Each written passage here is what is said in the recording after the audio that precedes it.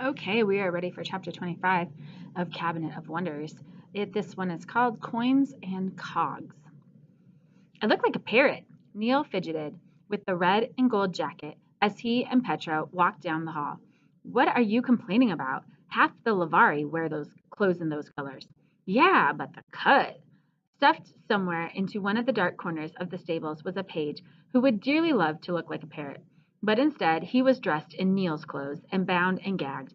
Petra had lured Domik into the stables by telling him that there were bushels of apples stored there for the noble's favorite horses. When Neil pounced on poor Domik, Petra explained to the page that she was sorry, but there were no apples for him to steal, and he wasn't likely to get his uniform back anytime soon. Petra supposed that her deeds tonight wouldn't improve Prince Rodolfo's opinion of shifty chambermaids, but when Iris confirmed that yes, she had heard that the prince was dining with several ambassadors that night, Petra swung the plan into action. Domik actually cried when Neil put on his uniform, but Petra hardened her heart and told the page that his outfit looked ridiculous anyway, and he should be glad to be rid of it. Petra and Neil had managed to get past a series of human guards without any trouble. They knew Petra by now and waved her past without looking at her papers. Neil drew some doubtful looks. Petra had made good use of the prince's study during her first day of work as one of his chambermaids. She had examined several of the prince's letters. She supposed that she would have been in serious trouble if she had been caught, even though none of the letters said anything interesting. They were about raising the price of grain, awarding knighthoods, and setting aside more money for Bohemian ships to sail from Italy. Doing a very decent job of imitating the prince's handwriting, she introduced Bronco, that is Neil. He was a new page, replacing Domik, who had proved himself to be unworthy to work for the prince. Bronco had already been interviewed by Prince Rodolfo. Petra stamped the note with the prince's seal and hoped fervently that this letter would do the trick. The lion and the salamander gazed at the letter in Neil's outstretched hand. Silent communication passed between the two of them for quite some time. Finally, the lion said, Vieira, you may pass. What about me? Neil said. You have never entered these doors before. Therefore, we doubt that you have been interviewed. We regret to inform you that His Highness is not here. You will have to return at another time for your interview. But it's already taken place, Petra argued. The letter says so. It would be highly unusual for His Highness to conduct an interview outside his chambers. But His Highness himself wrote that he has done so. Are you telling me that you would doubt His Highness's word? The salamander shifted. The lion said, Certainly we do not doubt it. Domik was taken away by the captain of the guard. Everything happened so fast. The interview was conducted in Master Listic's office. His Highness has important matters for Bronco to attend to. His Highness will be very upset if he returns from his meeting and finds that Bronco's duties haven't been taken care of. The lion and the salamander looked at each other. Would you like to examine the letter again? These, Petra waved the paper, are His Highness's orders. The lion sighed. You may pass, Bronco. They waited until the double doors had shut behind them to share a triumphant grin. They rushed down the hallway. Just before they reached the main chamber, Petra took Astrophil's brass drinking spoon from her pocket and dipped it into one of the brassica lamps, collecting a dollop of oil. She carried the full spoon above her left palm, trying not to spill any green liquid. They walked into the chamber with its empty room and false window. Petra nodded at the door in the middle to the right. Neil dropped to his knees before it and began to work. He grimaced. This is a tricky one. This one's tricky. Petra's heart was pounding, but she and Neil exchanged elated glances when they heard a click. Neil pushed open the door. He let out a groan. There was a second door. This one was made of glass. There was not one, but 3 keyholes. Should we break the glass? Petra whispered worriedly. No, don't get so jumpy. Give me a minute, will you? As Neil moved his hand over the first keyhole, Petra peered into the Cabinet of Wonders, trying to calm herself. It was a room that seemed to stretch on forever. Several large statues were set on the floor. The shelves lined the walls, heavy with countless objects. Petra strained to see what they were, but she didn't have a good view. Astrophil? She called, searching for the spidery twitching in the back of her mind. She noticed shards of broken glass on the floor several feet ahead. Her anxiety increased. Astro? Tell me you're in there. A silvery web jutted from one of the shelves to the floor. Astrophil speedily lowered himself and ran to the glass door. Petra! Petra! He jumped up and down. I'm so glad you're here. I was worried you would never come, and I'm so hungry.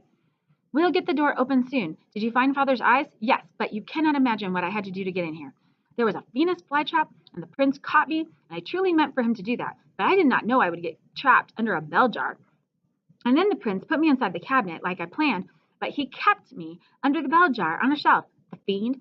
Then he left, and I had to push against the jar with all my strength until it fell to the ground and took me with it. There was broken glass, and I fell, and there was broken glass, and I fell, and he was babbling, a rare thing for Astrophil to do, but then he had been under a fair amount of stress. Calm down. What are you talking about? Astrophil took a deep breath and explained how he hadn't been able to slip under the door as planned, so he tricked the prince into locking him into the Cabinet of Wonders. He said that I was lucky. He was too busy today to arrange for tests to be done on me. He said it as if he knew I would understand. Got it, Neil said. He pushed open the door.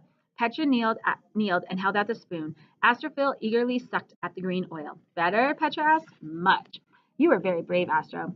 Oh, and he tried to speak with nonchalance. I did what any self-respecting spider would do. Petra's mouth. Now, where are they?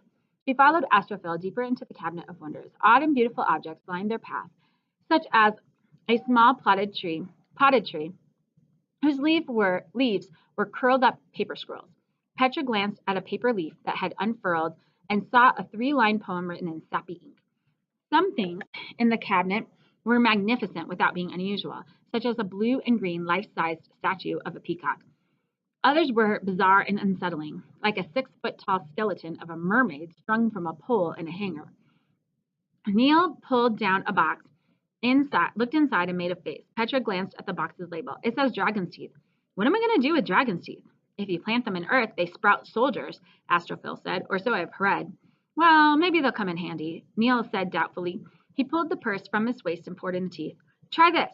She opened a box called Phoenician coins. Neil's eyes lit up when he saw the heap of gold, but he noticed the designs marking the coins. His face fell. Those aren't Bohemian or Spanish or anything. I can't use those. You can melt them down. Oh, yeah, right. He began stuffing his purse. Meanwhile, Astrophil had scrambled on top of a small box. Burned into the wood was one word, Kronos. With trembling fingers, Petra opened the lid. There were her father's eyes, silver and familiar. She hesitated to touch them. When she finally picked them up, she was surprised to find that they were smooth and hard like round pebbles. She carefully put them in her pocket. She heard Neil make a delighted noise. She turned around. He had discovered a hoard of jewels carved into the shapes of various animals. There was a ruby pelican, an emerald turtle, a sapphire wolf, and a diamond dove. Shame, I'll have to bust these into pieces, he said. He put them in his purse, but I can live with that. Petra made a quick tour of the cabinet looking for something, anything that would help her to fulfill her promise to John Dee. She found powdered unicorn horn, yes. She saw a cocoon the size of her arm, but she came across nothing that resembled a piece of an enormous clock or a heart. She decided that she would have to let Dee solve his own problems. He could make whatever threats he wanted. Her family would deal with him if they had to. Her father might know somebody who could sever the connection Dee had made with her mind, or perhaps Jabardi could do it. In any event, she knew that she, Neil, and Astrophil couldn't linger in the cabinet much longer. She had what she had come for, the only thing that really mattered. I'm ready to go, she told Neil. Are you? He patted his purse. Yes. Petra strode toward the door, but then she halted. She thought of Susanna. She remembered her father's words. The clock is no longer our concern, but it did concern other people. Her shoulders sagged, as if in defeat, as if weighed down. She said reluctantly, Neil, let's look one more time for the clock's heart. They paced up and down, inspecting the stacks of objects. Precious time slipped by, and Petra grew nervous in the silence. She was about to give up again when Neil stopped and raised a hand. Wait! He stared over Petra's shoulder. That thing! Petra looked behind her. What thing? There are thousands of things. Neil pushed past her and pointed at a small table holding several scraps of metal. That! It looks like something from your dad's book. I studied a bit after you told me what the clock could do. Of course, I couldn't read any of it, but I looked at the pictures, and those metal pieces remind me of something. Petra stared at the table. At first, it seemed as if the curved metal pieces were carelessly arranged, but as she looked more closely, she realized the pieces that were roughly the same size and shape lay next to each other. It looked like the pieces of a jigsaw puzzle that someone couldn't quite put together. Petra tried to imagine what the bronze-colored metal scraps would make if they fit together. Then she suddenly understood. It's the clock's heart, she whispered. She remembered the sketch in her father's notebook of something that looked like a human heart cut into fragments.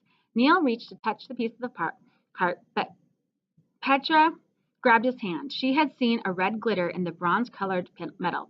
These pieces are made of banium. Human skin can't touch it. It will kill you. It will send shock waves into your body. You'll die slowly and very painfully. Banium pulses like a heartbeat. Neil shook off Petra's grip and picked up one piece with his ghostly fingers. So this one's supposed to fit with another, but that's not easy to tell which goes with which. Try that one. A second curve of the banium lifted in the air. Neil clinked two pieces together against each other. He tried different combinations of fitting them together, but they did not match up. Neil, you're doing it wrong. What do you mean? Can't you see? Look at the jagged teeth along the edges of each piece. Each is a cog. You fit them together, the cog will turn. She tried to reimagine the sort of energy the clock's heart would produce when fully assembled, how each cog of the heart would turn, how the banium would make the heart pulse. What are you talking about? There are no teeth. Petra shot him a frustrated look. The uneven edges of each cog were as clear as day. They obviously were meant to match up with other cogs. You really don't see it? Yeah, Pet, of course I do, he replied sarcastically. And I'm just saying otherwise because I like to waste my time when my life's at stake. Then Petra realized that the prince could see the cogs clearly with the stolen eyes, and that she could see them because of who she was. Turn your wrist like that, she said, and tilted Neil's right hand. Now push them together. He did, and the two cogs united. Have you both lost your minds? Do not assemble the heart. You are supposed to do the very opposite. Neil and Petra looked at the spider guiltily. Silk neutralizes banium. Find some, split the cogs between you, and wrap each one in silk so that they do not shock you. Then we will get rid of them once we are outside the castle, and I highly recommend that you move quickly. How long could it possibly take for the prince to eat dinner? Petra found a silk kimono embroidered with cranes. She borrowed Neil's knife and began hacking the kimono into pieces. Then she paused, thinking. She spoke. But what are we going to do with the cogs? Toss them in the river? That's not going to be enough. The prince will just fish them out. If we bury the pieces, he'll find them and dig them up. Your idea won't work, Astro. Can we not fight? Neil pleaded. Because picking apart each other's plans at the moment we're supposed to be getting our sweet selves out of here seems like a bad plan. Let's just break the blasted heart. It's already broken. Astrophil gestured at the metal pieces. No, it isn't, Petra stated. As she looked at the banium, the entire pattern of the puzzle suddenly made sense. Not really, not yet. Wrapping her hands in silk rags, she told Neil to cut the kimono belt. Use each half of the belt to tie the rags over my hands, just like mittens. Not the belt halves over my wrists. Good. With her silk-covered hand, she picked up another cog and fitted it to the one she and Neil had already connected. Petra! Astrophil was shocked. I know what I'm doing, Astrophil. Petra rapidly began attaching the cogs. Listen, I have some magic over metal, but I'm not sure how much, and I haven't exactly been trying to find out. I've been too busy. Or too lazy, she asked herself. Too afraid? If I can smash those little pieces along the edges of the cogs, they won't fit together anymore. But I don't think I have that kind of power. Luckily, the banium does. Once the heart is assembled, I can use its own energy to help me. Astrophil jogged his gaze from Petra's quick hands. He looked at her. It might work, he said grudgingly. Is this an idea you got from your dad? Neil asked Petra. He reached out his ghostly fingers to help her balance the glowing ball of metal. It was now strumming with energy. No, she admitted, but will you trust me? She begged, even though she didn't totally trust herself. He lifted the last cog. Let's see what happens. Petra took the last piece. It was almost pulled itself into place. The heart began to beat loudly. Someone might hear that, Astrophil said in a tiny voice. Be quick, Pet. Petra stared at the thumping heart in her silken hands. She tried to focus on the banium, to invite it inside her mind at the same way she did Astroville and the Lavari dagger. Then she paused, afraid. If the touch of the banium could kill a person, what would this magic do to her? If my father built the heart and survived, she told herself, I can break it and do the same. Tomek would have recognized this attitude in Petra because it was the same steely stubbornness that brought her to Prague in the first place. The banium heart began to thud inside Petra's mind. Quietly at first, then it swelled and pressed against her skull. A whimper escaped her. What's wrong? Neil cried. Astrophil jumped up and clung to her shoulder. Petra? She ignored them, trying to cope with the throbbing in her brain. It was worse than any headache.